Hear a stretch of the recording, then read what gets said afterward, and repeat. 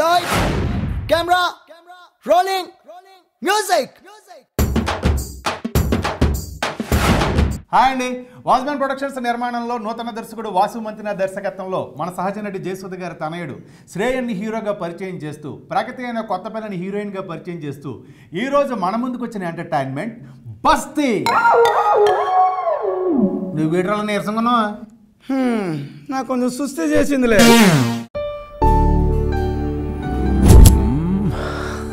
జంట బాగుంది. ఒక్క రోజులో ప్రేమ పుట్టుద్దా? ప్రేమ పుట్టడానికి ఒక క్షణం చాలు. బాగా ఉన్నావు కదా, సుస్థి అంటావేంటి? నా సుస్థి సంగతి నేను చూసుకుంటాను కానీ ముందు బస్తీ కథ చెప్పు. బస్తీ కదంటే బస్తీ బ్యాక్డ్రాప్లో రెండు వర్గాలు ఉంటారా? ఈ రెండు వర్గాలకి పడదు. ఓ వర్గం కొట్టుసేస్తూ ఉంటారు. ఓ వర్గం ఏమో హీరో ఫ్యామిలీ, ఓ వర్గం ఏమో హీరోయిన్ ఫ్యామిలీ. అయితే హీరో ఫారెన్లో ఉంటాడులే. అయితే హీరోయిన్ ఫ్యామిలీకి సంబంధించిన వర్గానికి హీరో ఫ్యామిలీకి సంబంధించిన వర్గం బుద్ధి చెప్పడం కోసం హీరోయిన్ కిడ్నాప్ చేస్తారు. ఈ వర్గం కిడ్నాప్ చేసిందనే విషయం తెలియక వీళ్ళు ప్రయత్నాలు అయ్యి వీళ్ళు చేస్తూ ఉంటారు. అదే టైంలో హీరో ఫారెన్ నుంచి దిగుతాడు. దిగిన వెంటనే కొంపలో ఉన్న హీరోయిన్ చూసి షాక్ అవుతాడు. ఏంటన్నాయా ఎవరో ఎందుకు ఉంది ఇక్కడ అని చెప్తే వివరాలు తెలుసుకుంటాడు. తెలుసుకుంటే మరి అదేంటి అలా ఉంచావు ఏంటంటే వాళ్ళకి బుద్ధి చెప్పడానికి తీసుకొచ్చానులే పంపించేస్తాను అని చెప్పి వాళ్ళ అన్నయ్య చెప్తాడు. అదే టైంలో హీరోయిన్కి హీరోకి మధ్య చిన్న ఫ్రెండ్షిప్, ఆ ఫ్రెండ్షిప్ ప్రేమగా మారటం, వాళ్ళు పెళ్లి చేసుకోవాలనుకోవడం దాకా వెళ్ళిపోద్ది. సరే పెళ్లి చేసుకోవాలంటే హీరో ఫ్యామిలీ వాళ్ళు అందరూ కూడా ఒప్పుకుంటారు. మరి హీరోయిన్ ఫ్యామిలీని ఒప్పించాలి కదా, మరి ఆల్గిల్కి పడదు కదా. అందుకని ఒక పెద్ద పోలీస్ ఆఫీసర్ సహాయంతో ఆల్గిల్కి మీటింగ్ ఏర్పాటు చేయంతాడు మన హీరో బ్రదర్. ఆ మీటింగ్లో అన్ని మాటలు సవ్యంగా జరుగుతున్నాయి అనుకుంటున్న టైంలో హీరోయిన్ బ్రదర్ కోపం వచ్చి గన్నెట్ కాల్చి పడదొప్పుతాడు చాలామందిని. ఈ కాల్చేయడంలో హీరోయిన్ ఫాదరు, మన హీరో బ్రదరు, చుట్టూ ఉన్న అనుచరులు చాలామంది చచ్చిపోతారు. ఈ కంగారులో హీరోయిన్ కాపాడుకోవడం కోసం మన హీరోయిన్ తీసుకుని జంప్ అయిపోయిన హీరో ప్రేమ కథ ఎలాంటి మలుపులు తిరిగింది, చివరికి తన ప్రేమను ఎలా సాధించుకున్నాడు, మరి హీరోయిన్ బ్రదర్కి ఎలా బుద్ధి చెప్పాడనే పాయింట్ని చివరి దగ్గర క్యూరియాసిటీతో చూపించిన కథ ఈ బస్తీ ప్రేమ కథ. ఒరే, మన జయసుధ గారు అబ్బాయిని హీరోగా ఇంట్రడ్యూస్ చేస్తున్నప్పుడు ఈ మాత్రం కథ సరిపోద్దని ఎలా అనుకున్నారు? బహుశా నాపై ప్రేమ చూపించే వాళ్ళు ఎవరు లేక ఎక్కువ ఊహించుకుంటున్నా. Young love, innocent love, real love. I love you too. The best love story ever told. ఇక ఈ సినిమాలో నటినట్ల గురించి చెప్పాలంటే ముందు చెప్పుకోవాల్సింది ఈ సినిమా ద్వారా కథానాయకుడిగా పరిచయమైన మన కథానాయకుడు, మన సహజ నటి జయసుధ గారి తనయుడు, జయసుధ గారి నట వారసుడు మిస్టర్ శ్రేయాన్. కట్అవుట్ అదిరిపోయిందిరా. కుర్రోడు కూడా చూడటానికి కత్తిలో ఉన్నాడు. కాకపోతే పెర్ఫార్మెన్స్ కొంచెం డెవలప్ చేసుకోవాలి. ఇప్పుడు నువ్వేమన్నావు, మన కథానాయకుడు సహజ నటి జయసుధ గారి తనయుడు, జయసుధ గారి నట వారసుడు అన్నావు కదా. భవిష్యత్తులో ఈ కేర్ ఆఫ్ ఏమీ లేకుండా మిస్టర్ శ్రేయన్ అనిపించుకునే స్థాయిలో ఉండాలని కోరుకుంటున్నాను. కరెక్ట్గా చెప్పు. ఆ తర్వాత కొత్త పిల్ల హీరోయిన్ ప్రగతి. ఈ పిల్ల చూడటానికి కత్తిలో ఉంటది. పెర్ఫార్మెన్స్ కూడా సూపర్, చిన్న సినిమాలకి సరిపోద్ది. ఆ తర్వాత మన సీనియర్ నటులు కావాల్సిన సీనియర్ పెర్ఫార్మెన్స్ క్యారెక్టర్ మాత్రమే కనిపించేలా చేశారు కదా. ఆ తర్వాత అభిమన్యు సింగ్ అని ఈయన అర్థం చేసుకోవడం నా వల్ల కాదురా. ప్రతి సినిమాలో ఒకటే స్టాండర్డ్ పెర్ఫార్మెన్స్. మరి మన ముఖేష్ ఋషి ఈయన రొటీన్ పెర్ఫార్మెన్స్.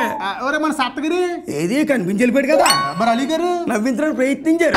దిల్ రమేష్ అతను ఎప్పుడు రౌడీయే కదా.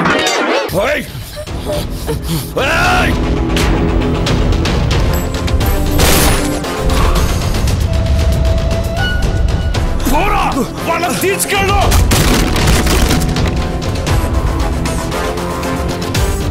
ఇక ఈ సినిమా సాంకేతిక నిపుణుల గురించి చెప్పాలంటే ముందు చెప్పుకోవాల్సింది మాటలు అందించిన వడ్డాలపు ప్రభాకర్.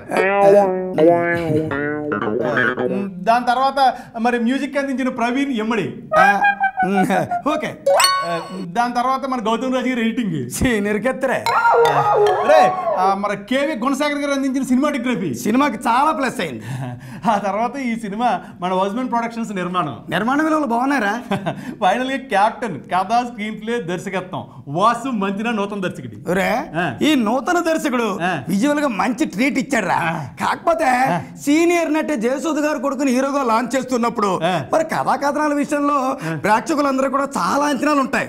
ఆ అంచనాలకు తగ్గట్టుగా కథా కథనాలు రూపొందించుకోవాల్సిన అవసరం ఎంతైనా ఉంటది. మరి ఆ అవసరాన్ని అనవసరం దర్శకుడు ఎందుకు అనుకున్నాడో కానీ ప్రేక్షకుల అంచనాలు మాత్రం పూర్తిగా రీచ్ అవ్వలేదని చెప్పాలి. ఏది ఏమైనా భవిష్యత్తులో మీరు చేయబోయే సినిమా పరంగా మొత్తం అన్ని కూడా సమీపాలలో ఉండాలని మనస్ఫూర్తిగా కోరుకుంటున్నానండి. నన్ను ఇరికినట్టు వెళ్ళిపోతాను.